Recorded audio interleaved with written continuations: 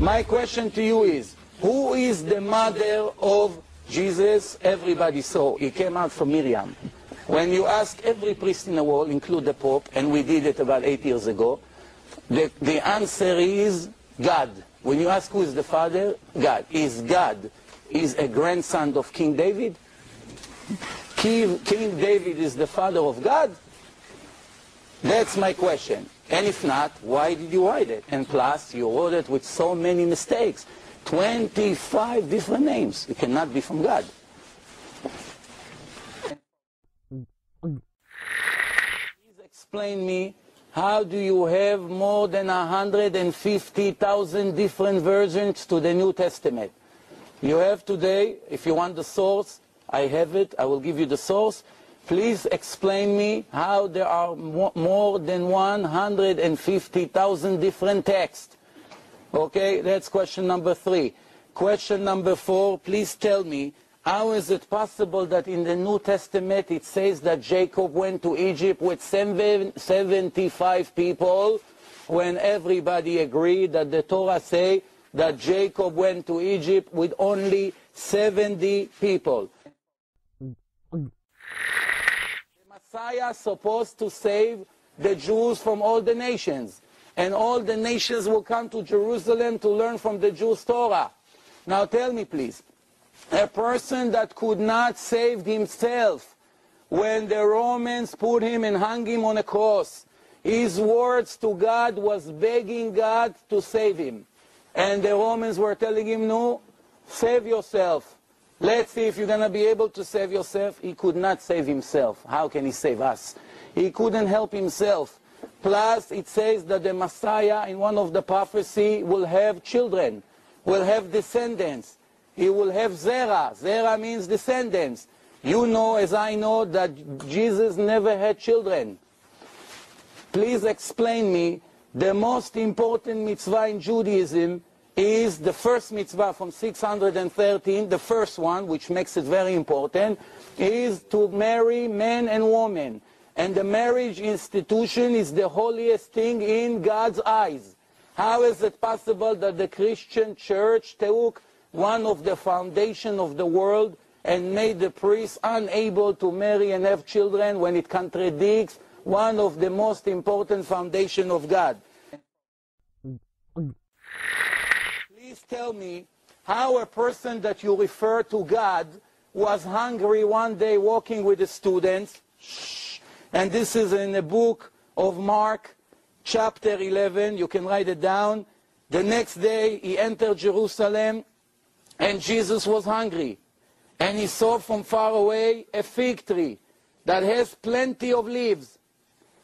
And he started to get closer to the tree. Maybe he will find some fruit to eat. He came to the tree and he found no fruit other than leaves, because it was not the proper season for the tree to give fruit. And what did he do? He cursed the tree. Correct me if I'm wrong. He cursed the tree and says, nobody will ever eat fruit from you. Question number 1 regarding to this. If I am God, or the Spirit of God is in me, that means I'm a superpower. That means I'm supposed to save the world.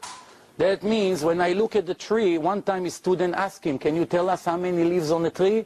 And he said, let me get closer and count. If I am God, I need to go to the tree and start counting how many leaves.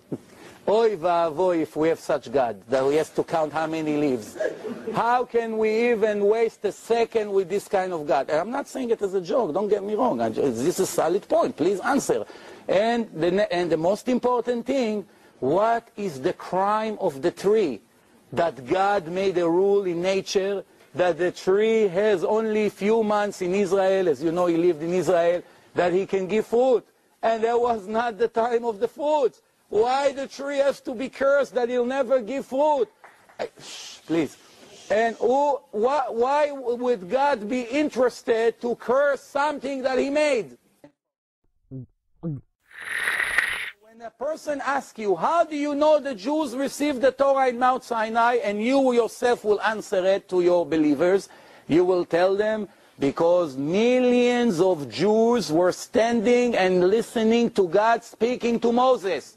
That's why we know for sure that Torah is from God. Do you have one witness, one person, not two? Even one, it's not enough. You always need minimum two. Please tell me, do you have two witnesses that can come and swear that they heard God coming to Mary in a dream and tell her whatever the prophecy that you mentioned before? Or there is any two witnesses that God came to Muhammad and gave him the Quran? How is it possible that these people never thought to bring 2 or 3 or 5 witnesses to the story?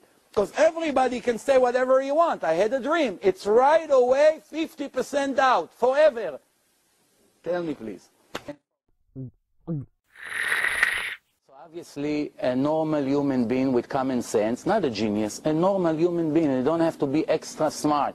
If a person will claim that this book is from God, and I opened it and I saw in one page that the Twin Towers collapsed in Brooklyn, I tell him, my friend, I gave you your chance, you lost it. You blew it. Thank you very much, I'm a busy person. Fair?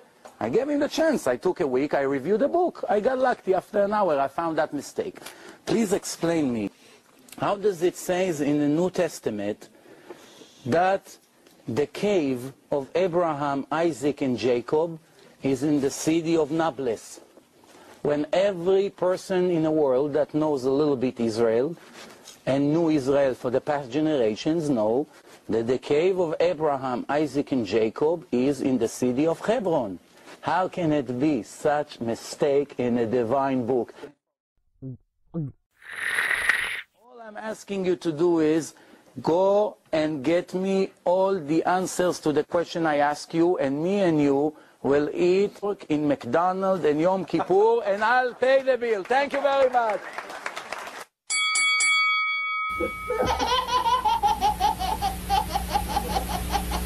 11 phones to bring you.